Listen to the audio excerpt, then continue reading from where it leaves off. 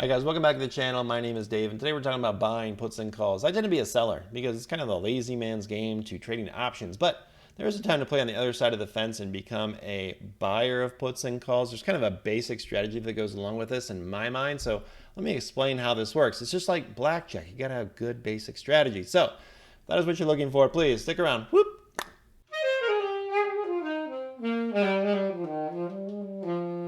So I initially got into trading options because I was evaluating stocks and determining what the good buy price was. So let's say stock XYZ was at 100 and I'd say 95 is my target price. I'm going to buy it when it gets there. So I'd set my limit order, right?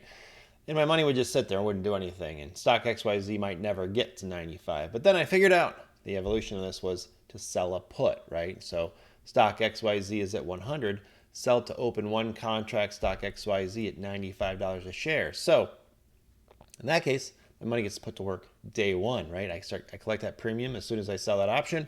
I get to put that in my pocket. My money is now working. And if stock XYZ falls below 95, well, then I have the obligation to purchase it. But I'm happy because that was the price that I evaluated. I said, that's a good price for stock XYZ. So this really was my light bulb moment when it came to trading options, because now I could put my money to work day one. I could sell a put, collect a premium, get the sushi dinner, right? And if the stock fell enough and it ended up in my portfolio, great, because that's the price that I evaluated and said, that's a good price. So this is a great way for people to enter the market. I don't want to call it a no-brainer. It's kind of no-brainer though.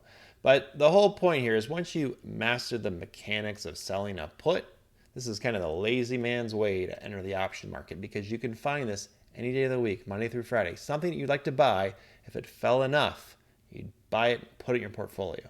But as you sell more and more puts and calls, you start to realize that there is kind of a pivot point, a tipping point, where the option premium value that you can collect no longer makes sense for you to be a seller. For example, Apple right now is selling for $162 a share. So if you had 100 shares or one contract worth and you wanted to sell the $165 call for December 31, which is about 37 days from today, you could collect a $260 premium. Sounds pretty good. Maybe you'd like that trade. Well, what if it was only $150 or $50 or even $10, right? At some point, you hit the tipping point. Unfortunately, that's the million-dollar question when it comes to buying a call, and there is no easy answer. This is when evaluation is critical. But for me, somewhere between that $260 market premium right now and that $10 dream premium, I would become a buyer. So identifying these options to buy is the tricky part. But once we do identify one, there are certain things that we should be doing to increase our probability of success when we buy this option. I should mention, from a seller's point of view, I like to sell puts and calls against stock that I want to own long term, but I throw this rule out when I become a buyer because now I'm really looking for momentum. I'm looking for volatility where volatility isn't expected. So in the case of buying a call, I want this thing shooting through the roof, right? That's going to put a lot of money in my pocket. This is the way that you want to work with this thing. You don't really want to be too concerned because you're not going to own this stock long term, or at least I'm not. I typically buy a call and then I'm going to close out this position way before expiration. And now the rest of this video is going to be explained through the eyes of going to a casino, because buying a call option is similar to going to a casino. Before you say, oh my gosh, you're just talking about gambling, no, we're talking about making lots of money by buying calls the right way. Now for me, I love going to Las Vegas and I like spending time at the Bellagio blackjack tables. Great place to go and waste all my money away. And you know what the first thing is when you walk in the front door is you're going to find blackjack tables immediately to your right. And these are horrible blackjack tables.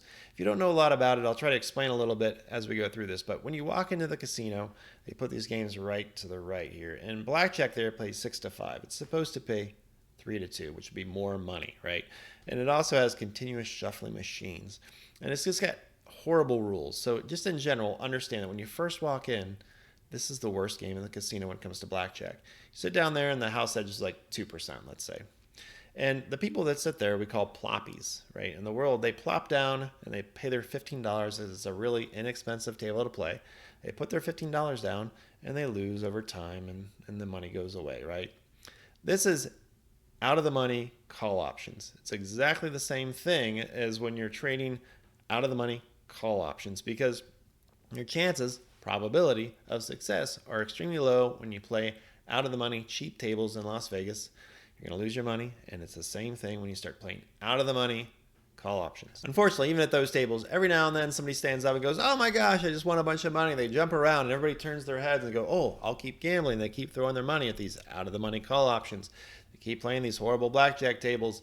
No matter how bad the rules are, the casino keeps raking them in, right? Because as the seller, I'm kind of like the casino. When I'm selling these against securities that I want to own anyway, those are the games that I offer. I even offer really bad games, and people try to take advantage of them, but they just lose. They just plop down and they lose. And you even see this on Reddit, right? You hear about people that buy an out-of-the-money call option on Wednesday with a Friday expiration. They just lost 100 grand, and then they talk about it on Reddit. They just didn't understand what they were getting themselves into. These are leveraged instruments, and they can take your money really quickly. So you want to pick out good games to play in the casino, right? You don't want to be a ploppy where you just plop down and lose it all. Think about it. You're banking on an unpredictable short-term move in a stock and justifying it because it doesn't cost a lot to play the game or buy the out-of-the-money call option. But in reality, it's the worst blackjack game in the casino and has the lowest probability of success. But not to worry, we're not going to be one of those ploppies. We're going to go down to the heart of the casino. We're going to become an AP, which stands for Advantage Player. These are the people that read the books on blackjack.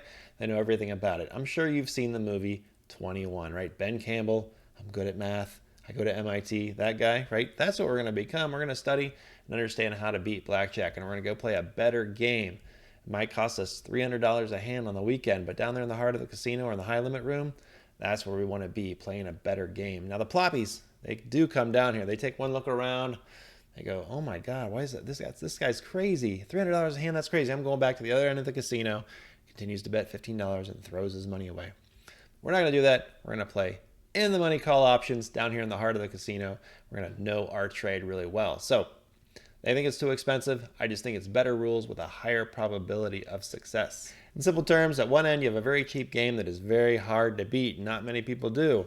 The other end, if you're well trained, you have a much higher probability of having success. It's going to cost you more up front. If you're buying a call option, I would suggest you don't try to hit home runs every time. Singles are just fine. Remember, delta, our friendly delta, tells us our probability that our option will expire in the money. So if we have a probability of 90% or 0.9, we have a really high probability of expiring somewhere in the money. But if you buy an out of the money call option and you see a delta of 0.1 or 10%, your probability of success is greatly lowered. So you get what you pay for. All right, so I hope that analogy made a little bit of sense, but I wanted to bring this all this information together and look at it in a chart form to hopefully fill in any gaps. So what you're looking at here is Apple as of 11/25/21, and I kind of did a price breakdown. If you were to buy the stock, buy the in the money call at 150 or the out of the money call at 170. And that's what you see here on this chart with 36 days till expiration. Basically expires on 12/31/2021. So if you were just to buy the stock, well, you're going to pay $162 for it right now. And that would be a big cash outlay. So that's the first thing to notice if you just buy it. It's expensive compared to the others, right? But there's no time concern. You don't have to worry about this at all. You just buy Apple stock because you love Apple stock at 162 and you buy it. And you can see whether it's 155 all the way up to 180 in 36 days, you're going to lose 700 or you're going to make 1,800, right? Either make 11% or lose 4%. Pretty easy to understand, but I think the important here is to remember that this is an option. Now with the in the money $150 call, you're going to pay $13.30 for one contract, which will cost you $1,330. That's going to give you a break even of 163.3. So not that much over the 162 of just buying the stock, really. Just $1.30 above the current price. So let's look at the price breakdown here. In 36 days from now, where does this thing expire? If it expires at $155, you lose $830 or 62% of your investment. If it stays at $160, you lose 25% of your investment or $330. And then you can see you start making money once it gets over that 163.3. And at 165, you make $170 and on and on and on. All the way up to 180 where you make an outstanding $1,670. You hit the home run. You made 126%. So pretty darn good, right? That's the in the money $150 call. Now, if you wanted to buy the out of the money $170 call, it's going to cost you a heck of a lot less, right? But you're not playing as nice of a table for sure. The rules aren't as good. you're only going to pay $2.65. So to get a near equivalent, I said, let's buy 5 contracts. So with 5 contracts purchased, you have the same cost outlay. You spent $1,325, or very close. But your break even, wow, very vastly different. You have to have Apple move like crazy to $172.65. You better be really bullish over the next 36 days on Apple for this to happen, right? And in general, you're going to lose $1,325 all the way up to that $170 price. $155, $160, $165, $170. Doesn't matter. You're going to lose all of your investment. It's not until it hits $175 where you're going to start making a nice profit. I mean, it's got to go over your break even at $172.65. At that point, you start making money, and you start making it really quickly because you have control of 5 contracts or 500 shares. And that's where you see, and it's kind of interesting, at 175, the returns are almost identical again, right? You're getting about an 89% return, or $1,175. And then at 180, it really takes off. So once it starts breaking through these barriers, but how often does that happen? What's the probability of it happening where you're going to get that 277% return? How many times will you have to hit that? That's what suckers in a lot of people. They see that and they're like, wow, I'm going to get that. Well, sometimes they do, and sometimes they jump up from the blackjack table, no matter how bad the blackjack table is, and they scream, I did it. And everybody turns around on Wall Street Bets and Reddit, and they say, oh my gosh, look, that guy did it. I'm going to do it too. I know for me, when I look at this chart, I want to be at this in the money $150 call option, where I have a lot better chance of having a successful trade than this out of the money 170 hit the home run. I would rather hit singles and build my wealth all day long. I don't want to get caught up in the what if I win the lottery of options. And you'll read about it sometimes. Like you said, you'll see it on Reddit, Wall Street Bets. Oh, I hit the home run, and everybody else thinks they can too. That can be devastating when you lose consistently over time. You want to increase your probability of success and have as many successful trades as possible, whether you're the seller or the buyer.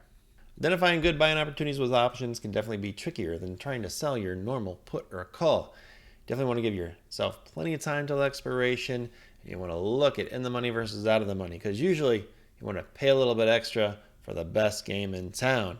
So with all that said, if you have any questions on this, please ask down below, and consider to like and subscribe if you find this kind of content valuable. We'll see you next time. Thanks so much. Have a great night. Whoop.